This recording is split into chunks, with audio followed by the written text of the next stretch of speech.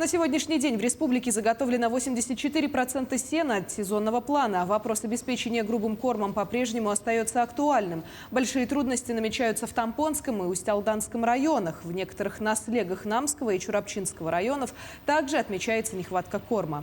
Для преодоления дефицита ранее планировалось приобрести сено из Амурской области, но в связи со сложной эпидемиологической ситуацией планы скорректированы.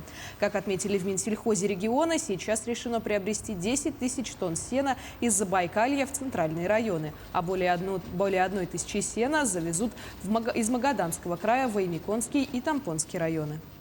С распространением африканской чумы свиней сейчас не представляется возможным завести сено с данного региона, и поэтому запланированные объемы мы будем возмещать за счет транспортировки сена из Забайкальского края.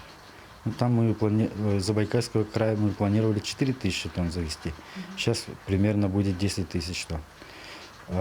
Кроме того, сейчас на данный момент вышло решение оперативного штаба министерства о выделении иных межбюджетных трансфертов муниципалитетам, на организацию перевозки сена. Это в объеме 2000 тонн будет профинансировано с республиканского бюджета.